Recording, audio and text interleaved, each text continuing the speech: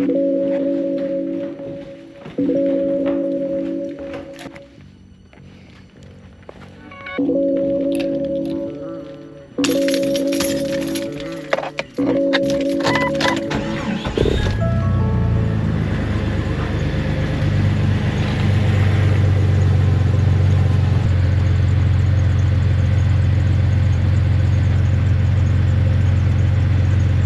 is up, everybody?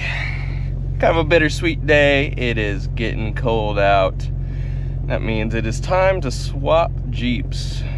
I mentioned in this XJ overhaul video that I would try to dedicate a quick video to my winter beater.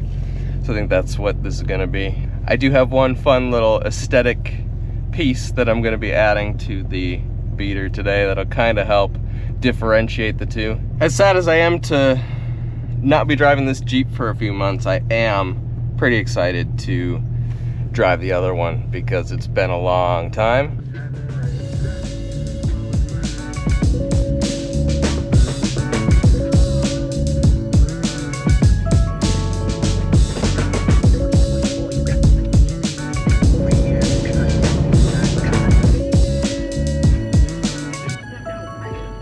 All right, we are coming up to our undisclosed location for storage.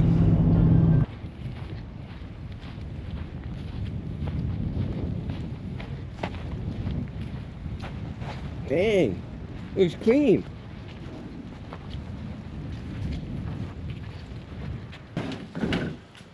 I had to get this in. Oh, you need help? Yeah. All right, which key opens this?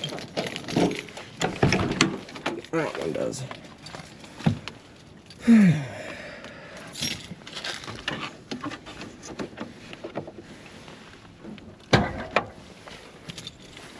Let's see what we left in here last winter. Drumsticks.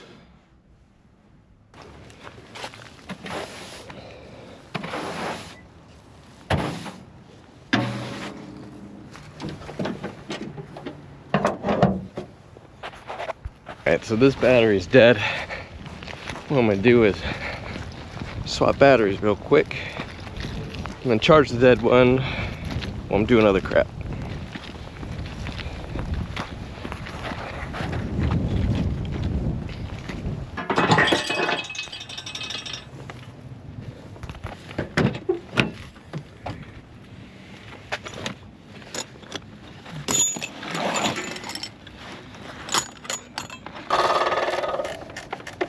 There you go.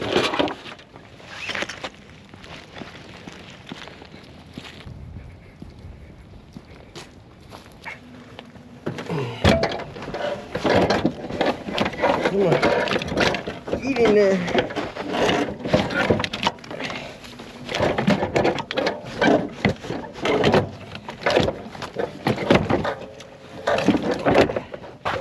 Come on, Elise.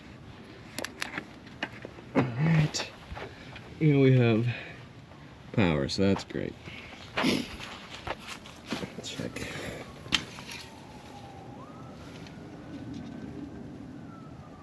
There's oil in there. See if she starts.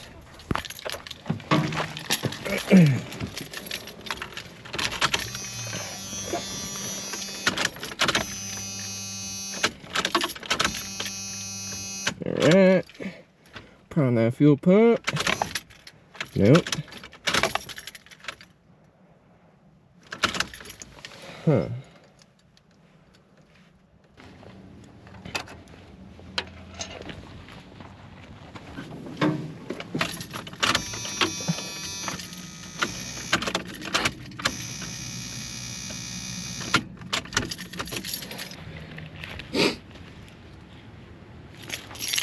Okay, I don't know what happened, but I think it'll start now.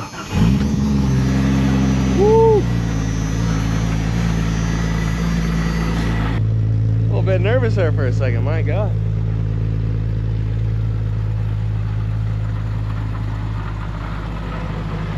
Now let's see if I take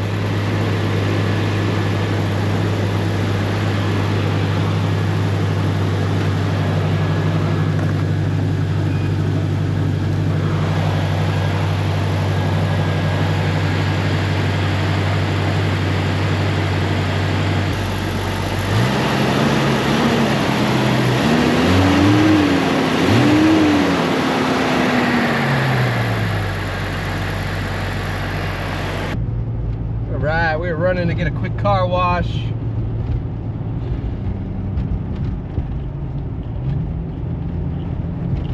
$266,000 on the clock. I think I bought it at 261-ish, 262 maybe.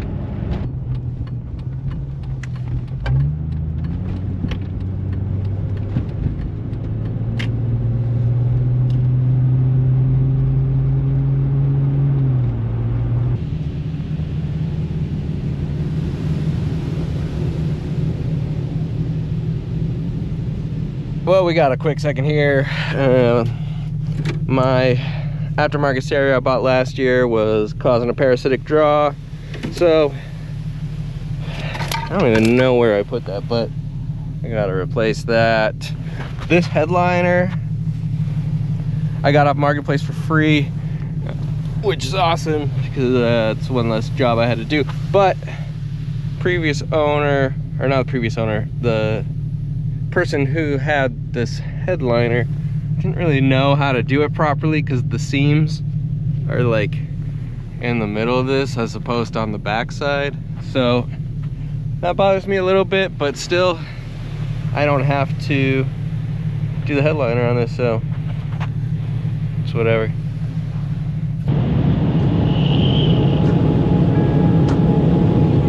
So as promised, I'm gonna do something fun tonight with the Jeep. I bought these decals a couple months ago, and I've just been putting off installing them. It's gonna be a learning process for me. I've never done this before, so I'm really hoping it goes smoothly.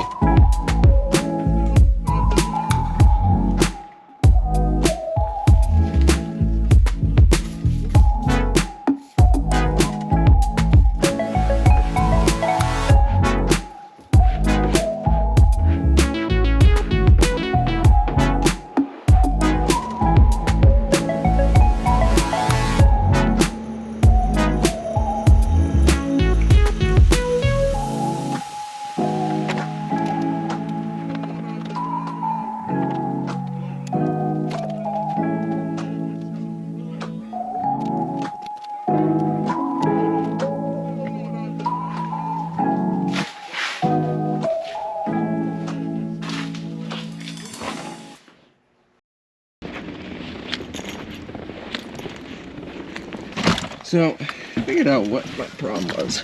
I haven't fixed the problem, but I figured it out. It's the neutral safety switch. Let's see if it starts today.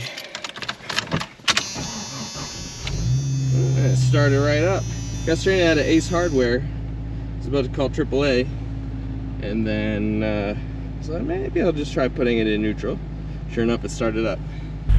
We had the first real snowfall last night. I've been itching to get out.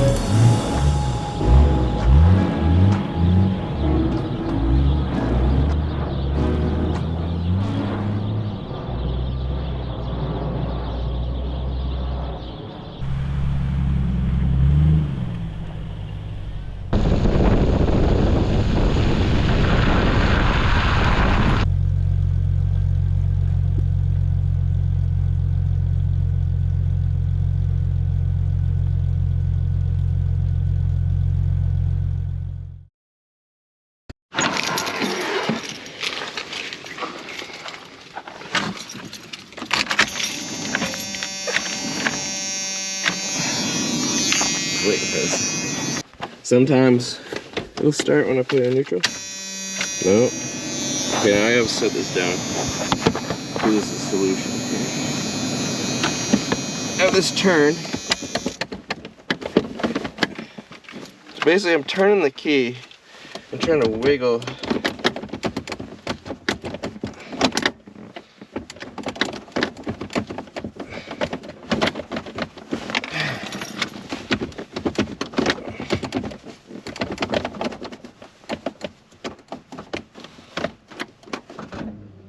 Oh! I don't know if I want to drive this anymore though. I've done neutral safety switches before, like actually taking it off and cleaning it, and I really didn't want to do it on this Jeep because it was sitting for a long time and it's way older and it would have just been a pain in the ass. So shout out to Dex for his video on putting a ground and splicing it into the starter relay, which will now basically just override the neutral safety switch.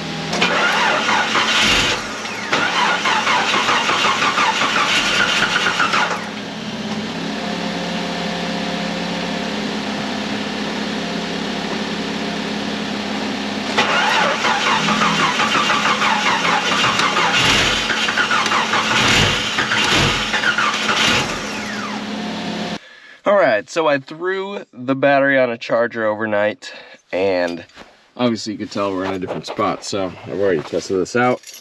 But starter relay is grounded. Whew. Alright, it was just a low charge battery, so running good. Alright, now that I got the neutral safety switch issue figured out, I'll give you a quick rundown of the Jeep. So I bought it a little over a year ago in a police auction for $280. It was impounded and sat for 3 years. Was not running when I got it, had to be towed home. Quite a bit of a puzzle getting this thing going. We tried the fuel pump, crankshaft position sensor, a bunch of other things, which ended up leading to it needing a new ECU.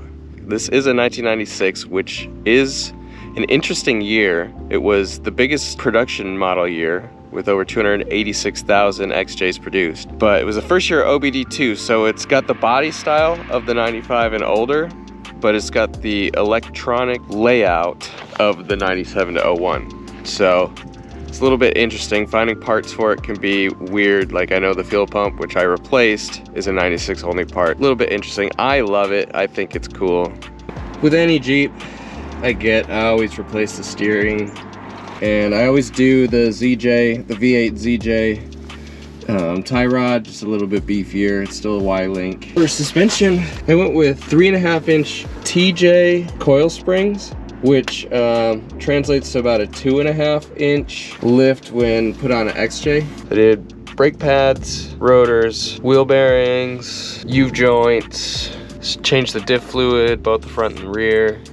These tires, they're 30s, and they were actually on my original Jeep, the green Jeep, which I never made any videos of. Here's a clip of it, just so you could see what it looked like. When I sold the green Jeep, I put these on my stroker Jeep, and now this is the third Jeep that they're on. So when I first got this Jeep, it would not start. It was just crank and crank and crank. Fuel pump would not engage, so I thought it needed a new fuel pump. Dropped the tank, put a new fuel pump in, and while I was putting it back in, the tank started to leak. Kind of hard to see right now because I just got a car wash. But I like JB welded this whole thing just to make sure it wasn't gonna leak again. These are zone shocks from what I originally put on my stroker. I didn't really like the shocks, so I bought some Bilsteins and put these on my cheap Jeep. For the leaf springs, I just have an add-a-leaf on there. But if you saw my last video that was doing the suspension overhaul on the red Jeep, that leaf spring was like broke in half. And I feel like these leaf springs here, the condition is probably not too far off from that. So I think I'm gonna be upgrading those soon. It's pretty level with this setup. Maybe a little bit sagging in the rear, but not too bad. Another thing I did was I had an axle seal leaking, and the brakes would just like lock up when you would step on them. So popped the axle out, put a new seal and bearing in, did a heater core. Pop the hood for you. I put the horseshoe intake on here because I was feeling ambitious and I wanted an extra 3 horsepower. So with that, I'm probably gonna wrap this video up because I'm about to go do some more work on this Jeep that's gonna be featured in a later video. So if you made it this far, thanks for watching, and stay tuned for more content with this Jeep this winter.